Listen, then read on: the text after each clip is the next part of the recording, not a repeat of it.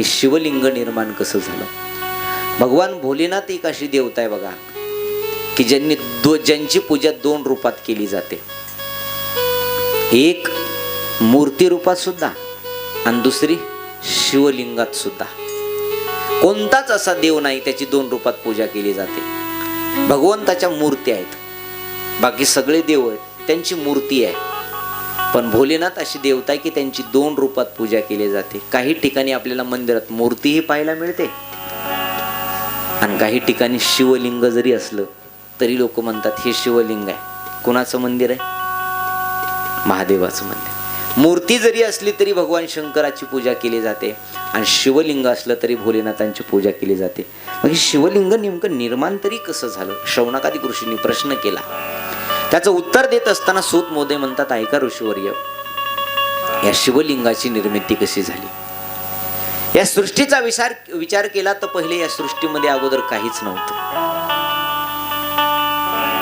भगवान विष्णू शेषशय्येवरती पोहडलेले क्षीरसागरात होते आणि भगवान विष्णूच्या नाभी कमलातून जन्म झाला ब्रह्मदेवाचा. ब्रह्मदेवाचा जन्म झाला आणि ब्रह्मदेवाचा जन्म झाल्यानंतर हजारो वर्ष ब्रह्मदेवानं तपश्चर्या केली, फिरण्याकरता निघाले.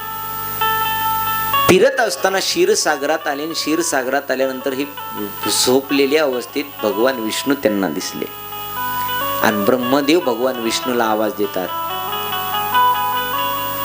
ए मुला उठ, ए मुला उठ. भगवान विष्णूनं डोळे उघडले आणि भगवान विष्णूनं डोळे उघडून पाहिलं तर ब्रह्मदेव आपल्याला मुलगा म्हणतायत. आपल्याला मुलगा म्हणतायत आणि मुलगा म्हणतायत असा विचार केला. भगवान विष्णू म्हणले, अरे तूच माझा मुलगा आहेस, मी नाही. ब्रह्मदेव म्हणतात, नाही नाही, मी वैकुंठातून आलोय, तुम्ही तर इथं झोपलेले, तूच माझा मुलगा आहेस. भगवान विष्णू म्हणतात, नाही, तू माझा मुलगा आहेस. या दोघांचा वाद सुरू झाला. ऐका शिवलिंगाची निर्मिती कशी झाली. दोघांचा वाद सुरू झाला आणि दोघांच्या वादामध्ये असं वर्णन आलं की भगवान विष्णू म्हणतायत, नाही, मी श्रेष्ठ आहे तुझ्यापेक्षा, आणि ब्रह्मदेव म्हणतायत, मी श्रेष्ठ आहे तुझ्यापेक्षा. तू माझा मुलगा आहे असं ब्रह्मदेव म्हणतायत आणि विष्णू म्हणतायत, नाही, मीच तुला निर्माण केलाय, तूच माझ्या नाभी कमलातून निर्माण झालेला आहेस, मला नमस्कार कर. ब्रह्मदेव म्हणतात, तूच मला नमस्कार कर. या दोघांचा वाद सुरू झाला. वाद इतक्या विकोपाला गेला की दोघांचं युद्ध सुरू झालं, ब्रह्मदेवाचं भगवान विष्णूचं. दोघांचं युद्ध सुरू झालं आणि युद्ध सुरू झाल्यानंतर आता प्रत्येकाला प्रश्न पडला, आता हे युद्ध थांबणार कसं, थांबणार कसं, थांबणार कसं. एवढ्यामध्ये हे युद्ध थांबवण्याकरता भोलेनाथांनीच कृपा केली आणि एक दिव्य स्तंभ निर्माण केलं. हे शिवलिंगाचा जो वरचा भाग आहे ना, तो वरचा भाग, एक दिव्य स्तंभ निर्माण केलं. स्तंभ निर्माण केल्याच्या नंतर दोघांच्या मधामधून ते सरळ वर आकाशात गेलं. युद्ध थांबल्या गेलं आणि युद्ध थांबल्या गेल्याच्या नंतर ब्रह्मदेव म्हणायला लागले, हे निर्माण काय झालंय. विष्णुदेव म्हणायला लागले, हे समोर मध्ये आमच्या काय आलं, पाहू द्या, आम्हाला त्यांच्यासोबत युद्ध करायचं आहे. ब्रह्मदेव म्हणतोय ना, मी श्रेष्ठ आहे, त्याला युद्धात हरवून टाकलं, मी श्रेष्ठ आहे हे त्याला दाखवून देईल. इकडून ब्रह्मदेव म्हणतायत, तुला वाटतंय ना तू श्रेष्ठ आहे, कर माझ्यासोबत 2 हात युद्ध, मग कळेल कोण श्रेष्ठ आहे. आणि याच्या मधोमध्ये हे शिवलिंग निर्माण झालं, हे स्तंभ निर्माण झालाय. आणि हे स्तंभ निर्माण झालेले पाहिलं, इकडे ब्रह्मदेवही शांत झालेत आणि विष्णुदेव शांत झालेत. या दोघांमध्ये असं ठरलं की जो कोणी याची सुरुवात पाहून येईल तो श्रेष्ठ असेल आणि याचा शेवट पाहून येईल तो श्रेष्ठ असेल. विष्णूने विचार केला, ठीक आहे, मी आधी सागरात राहणार आहे, याची शेवट कुठं झाला मी पाहून येतो. ब्रह्मदेव म्हणले, याची सुरुवात कुठून झाली मी पाहून येतो. जर याची सुरुवात मी पाहिली तर मी श्रेष्ठ असेल, आणि जर याचा विष्णुदेव म्हणतात मी याचा शेवट जर पाहिला तर मी श्रेष्ठ असेल. दोघही निघाले. भगवान विष्णू निघाले क्षीरसागराच्या खालच्या दिशेनं आणि ब्रह्मदेव निघाले वरच्या दिशेनं. ब्रह्मलोकापर्यंत ब्रह्मदेव पोहोचले तरी हे शिवलिंग वरच गेलेलं होतं, हे स्तंभ वरच गेलेला होता. याचा काही सुरुवात पाहता आली नाही ब्रह्मदेवाला. पण ब्रह्मदेवाला येता येता एक केतकी नावाचं फूल दिसलं. केतकी नावाचं, काही ठिकाणी त्याला कनेरीचं फूल सुद्धा म्हणतात. ते फूल दिसलं आणि फूल घेतलं आणि त्या फुलाला ब्रह्मदेव म्हणायला लागले, तू माझ्याकडून बोलशील का? आता श्रेष्ठ आहे, वाद थांबवायचा म्हणल्यावर कोणीतरी तिसरा माणूस लागतो. दोघात वाद थांबत नाही, तिसरा माणूस लागतो. माझ्याकडून साक्ष देशील का? म्हणे काय साक्ष द्यायची? काही नाही, याची सुरुवात मी पाहिली फक्त विष्णू देवाजवळ जाऊन एवढं म्हणायचं, मी तुला आशीर्वाद दिल आणि तू माझ्या पूजेत अग्रगण्य भाग तुला दिला जाईल. म्हणे हो ठीक आहे. खोटी साक्ष देण्याकरता केतकी नावाच्या फुलाला घेतलं, त्या कणेरीच्या फुलाला घेतलं आणि खाली आले. इकडून भगवान विष्णू परत आले. विष्णूला काही याचा शेवट दिसला नाही. भगवान विष्णूने नमस्कार केला त्या स्तंभाला आणि वर आले. जिथं येऊनचं युद्ध सुरू होतं, थांबलं होतं, तिथपर्यंत पोहोचले. ब्रह्मदेवांना विचारलं, पाहिला का याचा शेवट? विष्णुदेवाने जे आहे ते खरं सांगितलं. हात जोडले आणि सांगितलं, नाही, या स्तंभाचा काही मला शेवट कळाला नाही. हे जितका मी खाली गेलो त्याच्या खाली हे गेलेलं आहे. याचा स्तंभाचा शेवट काही मला सापडला नाही. ब्रह्मदेव म्हणले, मला हा मी याची सुरुवात पाहून आलो आणि माझ्यावर विश्वास नसेल तर या फुलाला साक्ष म्हणून आणलंय मी. केतकी नावाच्या फुलाला विचारा याला. यानं सुद्धा मान हलवली आणि हो. ब्रह्मदेवानं तर पाहिलंच नव्हतं, पण पहा आज केतकी नावाच्या फुलानं सुद्धा साक्ष दिली आहे, मी श्रेष्ठ आहे. विष्णूने हात जोडले, ठीक आहे म्हणे, तुम्ही श्रेष्ठ असाल. एवढ्यामध्ये भोलेनाथाला राग आला. रागाच्या भरात रुद्र रूपानं प्रगट झाले या स्तंभातून आणि प्रगट झाले, हातामध्ये तलवार घेतली आणि तलवारीनं ब्रह्मदेवाचं एक मुंडकं तोडलं. एक मुंडकं तोडलं. ब्रह्मदेवाला अगोदर 4 शिर होते, 4 मुख होते. एक शिर तोडून टाकलं आणि पुन्हा राहिले 3च. शिर तोडून टाकलं आणि जसं शिर तोडून टाकलं तसं ब्रह्मदेव खरं बोलायला लागले. केतकी नावाच्या फुलाला तर शापच दिला भोलेनाथाने. म्हणे सगळ्या फुलाचा मी स्वीकार करल, पण तुझा मात्र मी आयुष्यात कधी स्वीकार करणार नाही. आणि जो कोणी तुझं फूल मला वाहेल त्याला सुद्धा मी शाप दिला आणि त्याला सुद्धा नरकात जावं लागलं. असं म्हणतात बघा की कणेरीचं फूल भोलेनाथांना वाहत नाही. फक्त एकच दिवस आहे, असा एकच दिवस आहे की भोलेनाथांना तुळशी सुद्धा वाहिल्या जातात. जिथं हरी आणि हराचं मिलन झालं. वैकुंठ चतुर्दशी म्हणून एक चतुर्दशी येते बघा दिवाळीच्या वेळेस, वैकुंठ चतुर्दशी. त्या वैकुंठ चतुर्दशीच्या दिवशी भोलेनाथांना तुळस सुद्धा वाहिल्या जाते. नाही तर एरवी भोलेनाथांना तुळस वाहत नाही. त्या केतकी फुलाला शाप दिला की तुझा मी स्वीकार करणार नाही, तुझा पुका स्वीकार करणार नाही. त्यानं घाबरला. ब्रह्मदेव घाबरले आणि ब्रह्मदेव घाबरल्यानंतर ब्रह्मदेवाला त्यांनी शाप दिला. म्हणे इथून पुढे तुझी कुणी पूजा करायची नाही, तुझे कुणी मंदिर बांधायचे नाहीत. म्हणून ब्रह्मदेवाचे मंदिर सुद्धा नाही, ब्रह्मदेवाची कुणी पूजा सुद्धा करत नाही. फक्त एकाच ठिकाणी ब्रह्मदेवाचं मंदिर आहे, पुष्करला. पुन्हा ब्रह्मदेवाचं कुठं मंदिर आपल्याला पाहायला मिळणार नाही. ब्रह्मदेवाची पूजा सुद्धा करणार नाही. विष्णू भगवंताला वरदान दिलं आणि विष्णू भगवंताला वरदान देऊन सांगितलं की तुम्ही भक्ताचं रक्षण करताल, भक्तासाठी अनेक अवतार धारण करताल आणि अनेक अवतार धारण करून ज्या ज्या वेळेस भक्तांनी आवाज दिला त्या त्यावेळेस भक्तांच्या संकटाला धावून जाताल. म्हणून सगळे अवतार जास्त भगवान विष्णूचे. हे भोलेनाथांना आशीर्वाद दिला म्हणून. ब्रह्मदेवाचं मात्र शिर तोडला. आरतीतच गोड वर्णन आहे ना. ब्रह्माला गर्व झाला, रचिले मने जगाला. ब्रह्माला गर्व झाला,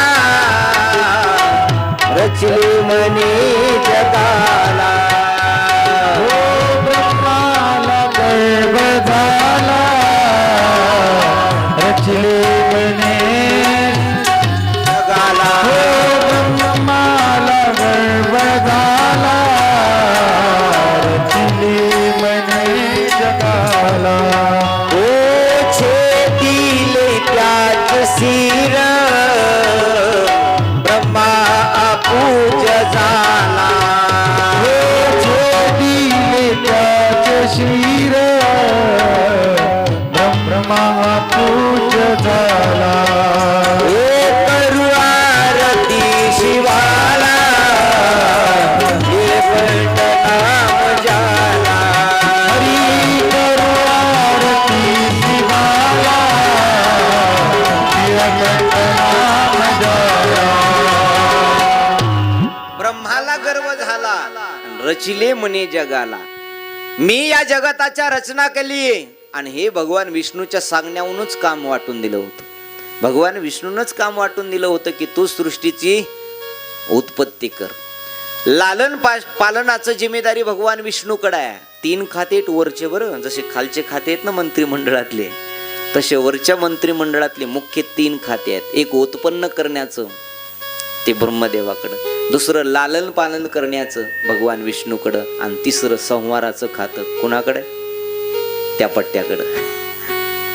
कुणाला कधी मारायचं आणि कुणाला कधी तारायचं हे त्याच्या हातात आहे. शेवट कसा, म्हणून मी काल सांगून गेलो की मृत्यूची देवता म्हणजे भोले बाबा आहे.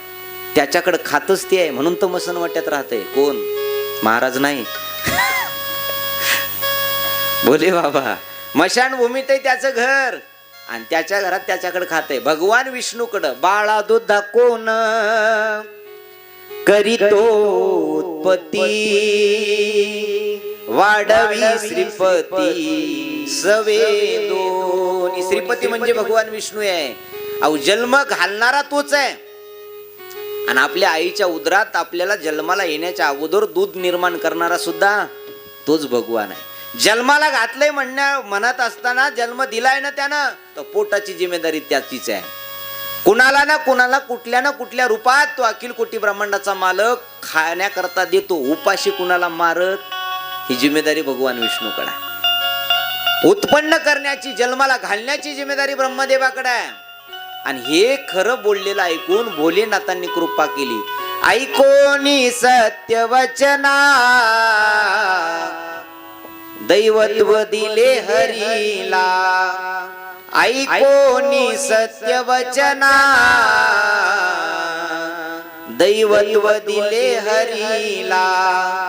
आणि त्याला हरीला दैवत्व दिलं म्हणजे भगवान विष्णूला सांगितलं भोलेनाथाने की इथून पुढे जगात तुमची वावा होईल. प्रत्येक गावात मंदिरं होतील, आणि प्रत्येकाच्या संकटावेळी धावून जाण्याकरता तुमचा अवतार घेईल. आणि म्हणून आतापर्यंत जेवढे अवतार झाले भक्तांना संकट सोडवण्याकरता, तेवढे भगवान विष्णूचेच आहेत. भगवान विष्णूचेच आहेत. अंब ऋषीसाठी जन्म सोशिले आणि दुष्ट निर्धळिले किती एक.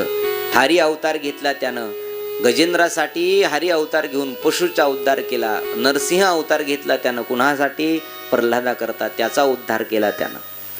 हे भगवान विष्णूनच अवतार घेतले. आणि भगवान विष्णूला आशीर्वाद दिल्यानंतर या स्तंभातून दिव्य स्तंभ निर्माण झाला. भगवान विष्णूनं सांगितलं तुमच्या आज्ञेने आम्ही हे करू.